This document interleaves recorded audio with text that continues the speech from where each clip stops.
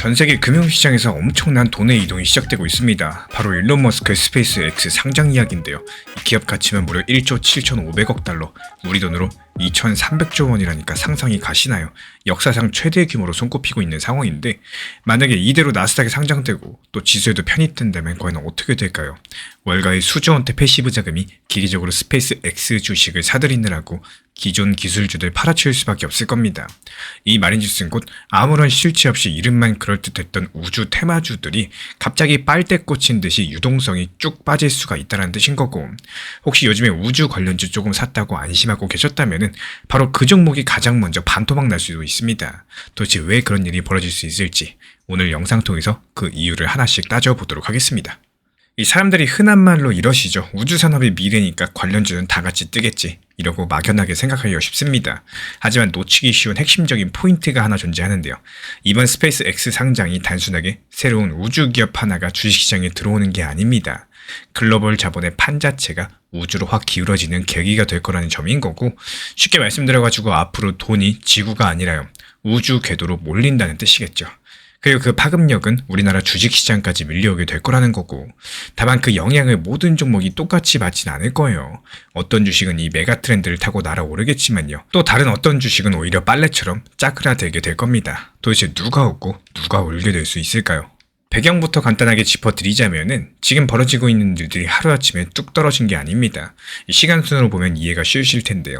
거슬러 올라가 보면 2021년 8월 한화 시스템이 영국의 저궤도 위성통신 기업 원웹에 대해서 3억 달러에 투자해가지고 지분 8.8%를 확보했습니다.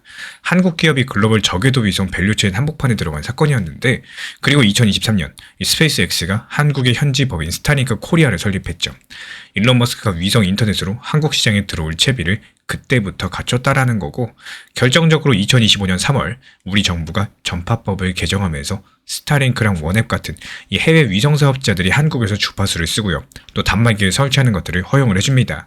이어서 작년 5월 이 과학기술정보통신부가 스타링크 코리아랑 원앱이 제출한 위성통신 서비스 관련 협정을 공식 승인해줬습니다. 이렇게 법적인 장벽들이 전부 다 풀린 셈이 됐다는 건데, 한마디로 2025년 중반부터 한국에서도 위성 인터넷 서비스가 정식으로 시작될 수 있는 길이 열렸다는 겁니다. 그리고 이런 흐름 속에서 결정타 뉴스가 터진 게 바로 2026년 3월 이번 달이었죠.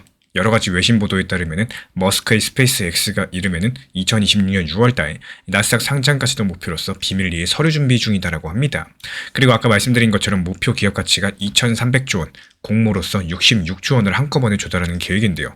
이게 얼마나 충격적인 숫자인지 감이 안 오실 수도 있으실 텐데, 비교 드리자면요, 2019년 사우디 아람코 IPO가 약 290억 달러 조달해서 세계 기록이었었고, 근데 이번에 머스크의 스페이스 X는 그 2배가 넘는 돈을 끌어모으겠다는 겁니다. 이 시장 일각에서는 너무 심한 거 아니냐, 2,300조는 아무리 봐도 거품이다, 이런 반응이 나올 수밖에 없는 상황이고, 실제로 미국의 저명한 회계 전문가 잭 치실스키 측에서는요, 스페이스 X가 그 가치에 도달하는 것은 정말로 문샷과도 같다라고 말을 하고 있습니다. 다시 말해서 달나라 목표처럼 터무니없다라고까지도 했어요. 게다가 아마존 같은 경쟁자가 가만두지 않을 거라는 점, 하늘에 위성이 너무 많아지면 궤도 혼잡 문제가 생긴다는 점, 그리고 머스크 특유의 리스크 같은 것들을 들어가지고 이런 가치는 달성 불가능한 허상이라는 시각들이 존재할 수밖에 없었죠. 하지만 반대로 피치북이라는 리서치 회사의 프랑코 그랜다 애널리스트 측에서는 아주 구체적인 숫자를 근거로서 충분히 달성 가능하다는 반박을 내놨습니다. 그 사람이 어떻게 계산을 했느냐? 스타링크 가입자가 2040년까지 12억 명까지 늘어나고요, 스페이스 X 연매출이 1,500억 달러, 영업이익이 950억 달러까지 갈 거라는 모델을 제시했습니다. 그렇게 된다면 1조 달러 이상의 기업 가치도 현실성이 있다라는 거죠. 게다가 스페이스 X는 이미 2026년 2월 인공지능 업체 xAI를 인수하면서 우주 위에 데이터 센터를 짓는 비전까지도 발표했습니다. 이러다 보니까 단순한 로켓 회사가 아니라요, 우주 플러스 인공지능 인프라 플랫폼으로서 재평가받고 있는 상황이고, 합병 당시 평가액 1조 2,500억 달러가 한 달 만에 1조 7,500억 달러로 껑충 뛰기도 했습니다. 이 무엇보다 스페이스 X는요, 전통적인 IPO 방식을 깨고 또 상장과 동시에 나스닥 100 지수에 빠르게 편입되려고 하고 있는데요. 이렇게 시가총액 덩치 큰 놈이 지수에 갑자기 들어오면 과연 어떻게 될까요? 그 지수를 따라가는 엄청난 규모의 연기금들, ETF 같은 자금들, 기존 기술주 비중 줄이고 어쩔 수 없이 이 주식을 살 수밖에 없게 됩니다. 다시 말씀드리자면은 새로운 판으로 갈아타는 돈의 움직임이 발생한다는 거고, 그럼 이쯤 되면 이거 설마 나는 이런 흐름들 놓치는 거 아니냐? 이런 포모 현상들, 즉 놓치면 안 된다는 불안감도 투자자들 사이에서 커질 수밖에 없겠죠. 이 다음 10년의 주도권이 지상이 아니라 우주에서 결정이 된다면은 이번 스페이스 X 상장권을 놓친다는 거는 곧 시대의 기회를 놓치는 것일 테니까요. 그렇다면 정작 우리나라 주식시장에서는 어떤 일들이 벌어질까요? 방금 말씀드린 것처럼 모든 종목이 똑같이 오르고 내리는 건 아닐 겁니다. 오히려 극명한 옥석 가리기가 일어날 가능성이 클 텐데 이미 국내 증시에서도 수많은 기업들이 앞다퉈서 우주 관련주 간판을 내걸고 있죠. 문제는 여기서 진짜로 돈을 버는 수혜주가 따로 있고 또 그냥 기대감만 부풀린 테마주가 따로 있다는 겁니다.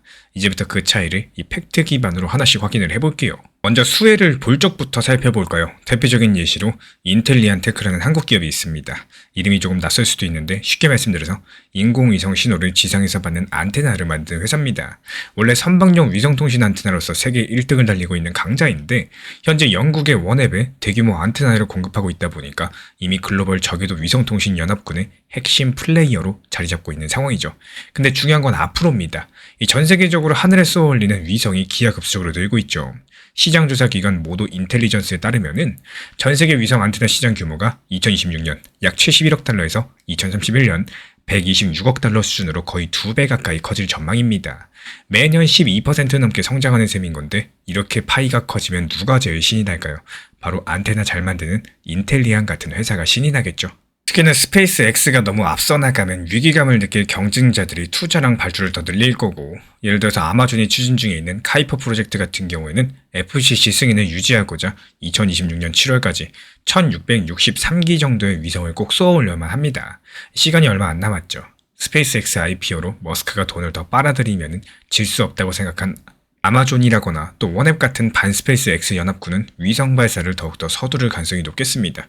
이 하늘에 위성을 촘촘히 깔면요, 또 땅에서는 그 신호를 받는 이 평판형 안테나가 엄청나게 많이 필요하겠죠. 이미 원앱이랑 손잡고 생산 능력까지 입증한 인텔리안테크 같은 경우는 바로 이 거대한 경쟁의 낙수 효과를 직접적으로 누릴 수 있는 위치에 존재하고 있습니다. 또 하나 빼놓을 수 없는 수혜주로 거론되는 게 바로 한화 에어로스페이스인데요. 이 회사 이름 들어보신 분들 많이 계실 텐데 원래 같은 경우에 항공엔진, 방산 장비를 만들던 기업이었죠. 주가도 최근에 52주 최고가가 165만 원을 넘길 정도로 고공행진한 바가 있었고 증권가에서도 장기 성장성 탄탄하다라면서 투자 의견을 매수로 많이 줬습니다. 겉으로 봤을 때 방산주로만 보일 수가 있는데요. 사실 이 회사는 조용히 우주사업 포석을 잘 깔아뒀습니다. 아까 말씀드린 한화시스템의 원앱집은 8.8% 확보가 바로 같은 하나그룹 내에서 이뤄낸 성과죠. 그리고 스페이스 X가 증시에 등장하면은 이 전 세계 투자자들, 이제 우주산업이 본격적인 주류로 편입되는구나, 이렇게 깨닫게 될 거고, 당연히 비교할 만한 대체 투자처를 찾겠죠.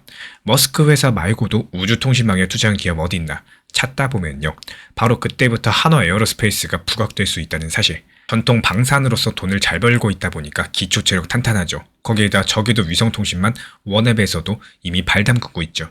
심지어 자체적으로 누리호 같은 우주 발사체 기술도 하고 있죠.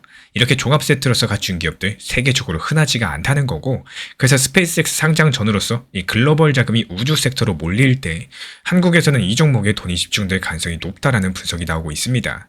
실제로 큰손 외국인들 입장에서 봤을 때 스페이스X는 못 사겠지만 한화 에어로스페이스는 사자, 이런 선택을 할 수도 있다라는 거고요.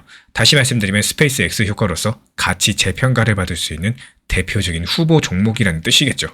여기까지 좋은 쪽을 찾아봤는데 반대로 겉보기에 우주 수혜주 같지만 실속은 없는 경우도 있겠습니다. 예를 들어가지고 켄코와 에어로스페이스 같은 경우는 혹시 들어보셨나요? 이 기업은 미국 항공기 부품 가공업체인데 이 스타쉽이라고 하는 스페이스 X의 차세대 우주선 프로그램에 부품을 납입한 이력이 있다라고 알려지면서 또 개인들 사이에서 상당히 유명해졌어요. 그래서 항상 스페이스 X 수혜주다, 이 리스트에 빠지지 않고 오르내리곤 하는데, 근데 한번 숫자를 들여다볼까요? 이 켄코와 에어로스페이스의 현재 주가는 2만원대 초반으로서 한때 3만원대까지 갔던 52주 최고가 대비 30% 이미 떨어져 있습니다.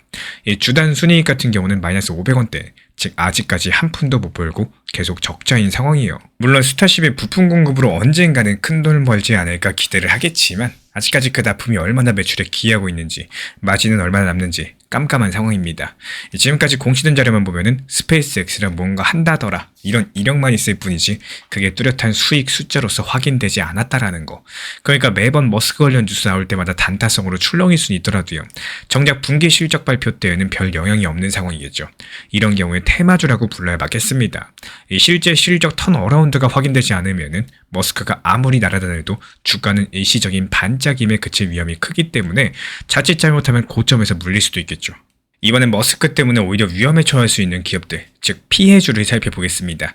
이 첫 번째로 조금 생소할 수 있는데 이노스페이스라는 신생 우주 스타트업이에요. 이 회사가 자체 개발한 하이브리드 로켓으로서 2025년부터 소형 위성을 쏘아 올리겠다는 포부를 갖고 있는 상황인데요. 기술적으로 고체 연료랑 액체 산화제를 섞어서 쓰는 이 독자 엔진이라서 상당히 참신한데 문제는 비용이겠습니다. 이노스페이스의 주력 발사체 한빈 나노 로켓의 발사 가격이 1kg당 33,000달러로 책정이 됐고, 반면에 스페이스X가 소형 위성 한꺼번에 실어 나르는 펠컨 9 승차 공유 프로그램을 운영 중에 있는데요. 여기는 가격이 얼마나 할까요? 2026년 2월 기준 이 스페이스X가 요금을 조금 올렸는데 올린 게 50kg까지 35만 달러, 이 추가 중량은 1kg당 무려 7,000달러 정도입니다.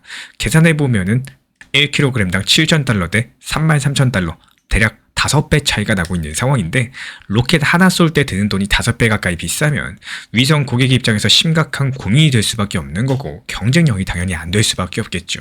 이노스페이스 쪽 이야기도 들어보면요, 이 스페이스 X 승차 공유는 한 번 타려면 몇 년씩 대기해야지 가고, 그리고 가고 싶은 궤도에는 마음대로 못 간다는 치명적인 단점이 있다라고들 해요. 반면에 자기들은 고객이 언제 어느 궤도에 넣어주세요, 맞춤형으로 바로 쏴줄 수 있으니까 이게 비싸더라도 틈새 시장 수요는 충분히 있다라고들 합니다. 뭐 일리가 아예 없는 건 아니지만요. 이 급한 실험 위성 같은 경우에 2년 기다리느니 돈 더 주고 빨리 올리고 싶어 할 수도 있겠죠. 하지만 큰 자본의 흐름을 보셔야 됩니다. 요즘에 위성 만드는 스타트업들, 이 투자 한파 때문에 다들 돈줄이 말랐어요. 가능한 저렴한 방법으로 올리려고 할 텐데 무려 5배나 비싼 가격표는 웬만해선 선택하기 어려울 거고, 더더군다나 스페이스X가 자꾸 가격을 낮추고 또 효율성을 높이게 되면 시장 기준치가 그쪽으로 점점 더 내려가 버립니다.